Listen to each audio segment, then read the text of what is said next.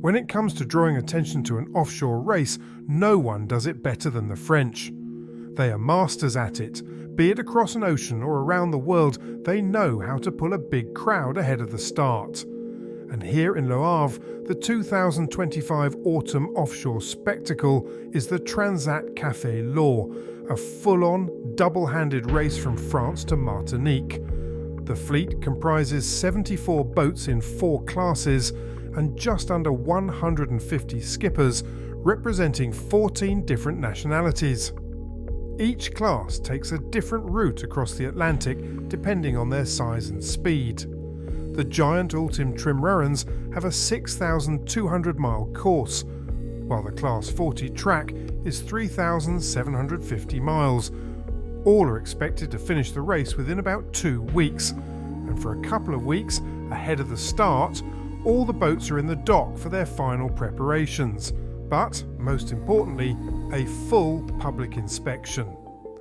The organisers make access to the pontoons free, where the public sailing heroes reveal their boats, sign autographs and give selfies.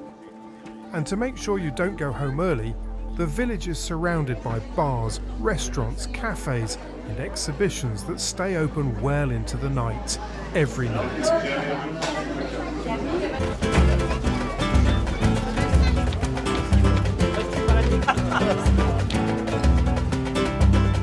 But what they're not so good at is booking the weather.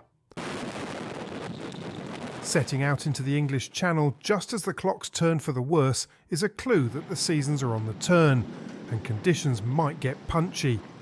And year after year, this is often what happens. Occasionally the start has to be delayed.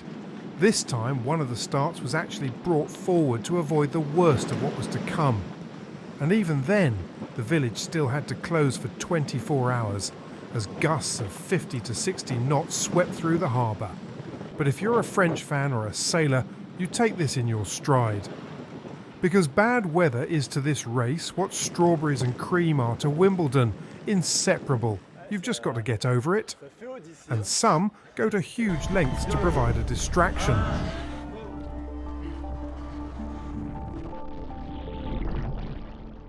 Because what's on show is an impressive range of the world's fastest and most advanced offshore machines.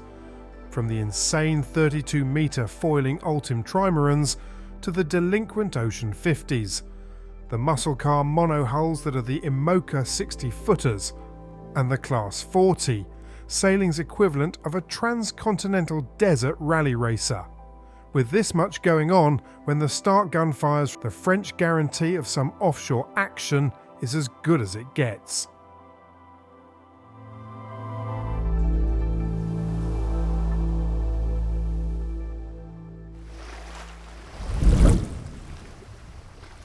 So, at 4:30 on Saturday afternoon, a day earlier than planned, the Ocean Fifties were off.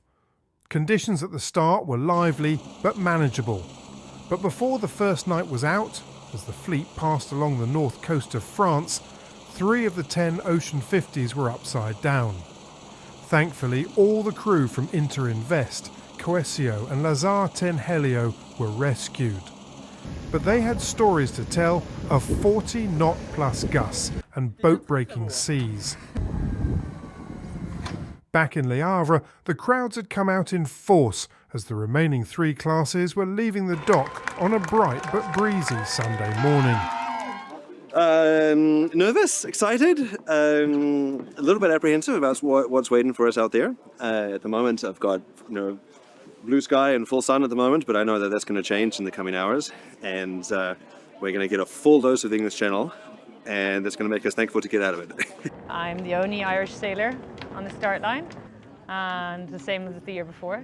The last edition in 2023 was my first, and it was because I very much scrapped together a project with a bit of help from the Cap Corel, but really it was last year, 2 years ago, was really about just getting the job done, getting to the start line, and for me it was really about learning as much as possible about being a skipper, about how to run a project, and above all to get in a position where I might be able to talk to sponsors to build a bigger long-term project, like the actual project that I wanted. And so being here this year in 2023 is actually the first really big step on that. We've managed to pull a real project together. It's my own boat, my own project. I'm not here to just sail a transatlantic. I've done that more than 15 times before. I'm here to race a transatlantic with a boat that I've had the whole season to work on with my co-skipper Jay. So we feel in a good place to actually go out and do battle.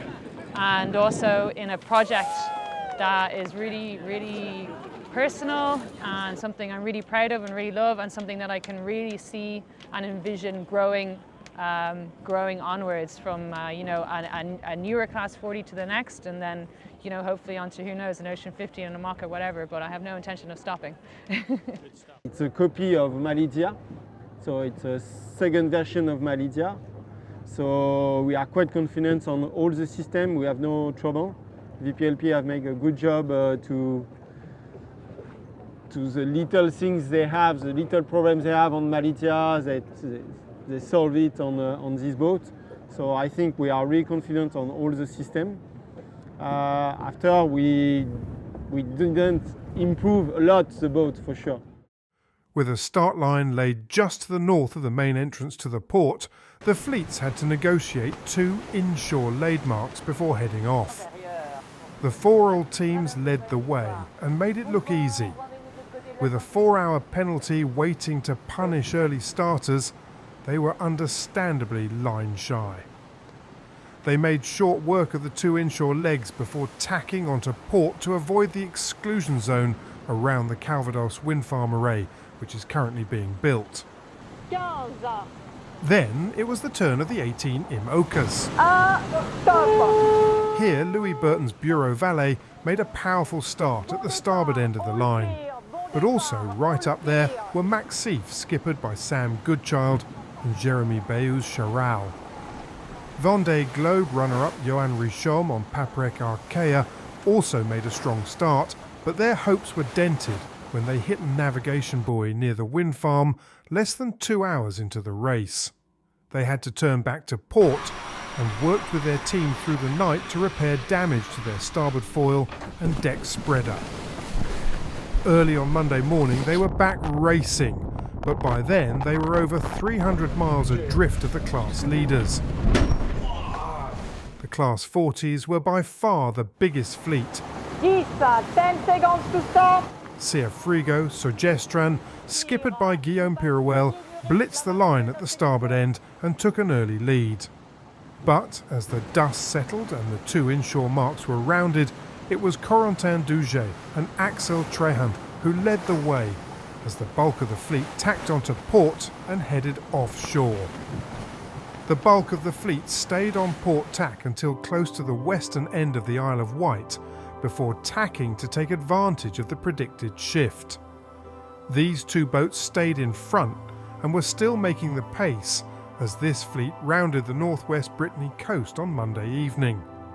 Before the 40s had started, it had been realised by the race committee that a dangerous area of low pressure was developing in the Atlantic that would hit these relatively slower boats hardest.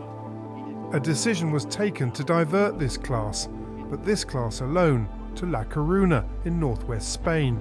There they will wait for a weather window before continuing. Across the fleet, everyone seemed happy to be getting on with the race after the weather-related uncertainties of the past few days. One thing seems certain: the Atlantic will be serving up plenty of challenges over the next 2 weeks.